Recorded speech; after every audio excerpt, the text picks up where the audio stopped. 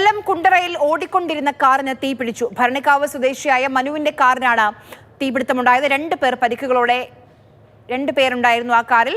2 പേരും പരിക്കുകളില്ലാതെ രക്ഷപ്പെട്ടു.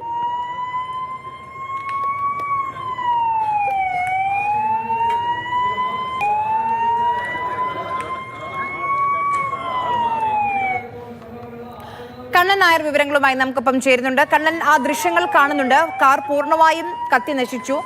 എന്താണ് തീപിടുത്തത്തിന് കാരണം? വണ്ടി ഓടിച്ചിരുന്ന ആളും കൂടെ ഉണ്ടായിരുന്ന ആളും തീ കണ്ട് ആദ്യം തന്നെ രക്ഷപ്പെട്ടോ? 2 പേരായിരുന്നു കാറിലുണ്ടായിരുന്നത്. ഈ 2 പേരും രക്ഷപ്പെട്ടു. മനുവും മനുവിന്റെ സഹോദരിയുമായിരുന്നു കാറിലുണ്ടായിരുന്നത്. ഭരണിക്കാവിൽ നിന്ന് മനുവിന്റെ സഹോദരി താമസിക്കുന്ന കുണ്ട്രയിലെ വീട്ടിലേക്ക് വരികയായിരുന്നു. ആ സമയത്ത് കാറിന്റെ മുൻഭാഗത്ത് നിന്ന് പുക ഉയരുന്നത് കണ്ടു.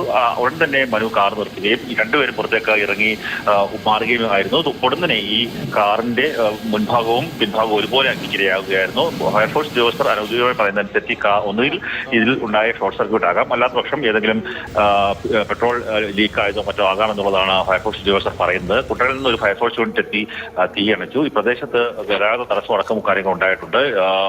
ഇവർ അവിടെ നിന്ന് ഇറങ്ങി മാറിയതിനാലാണ് വലിയൊരു അത്യാഹിതം ഉണ്ടാകാതെ പോയത്. എന്തായാലും കാർ പൂർണ്ണമായും കത്തി നശിച്ചിട്ടുണ്ട്. ശരി.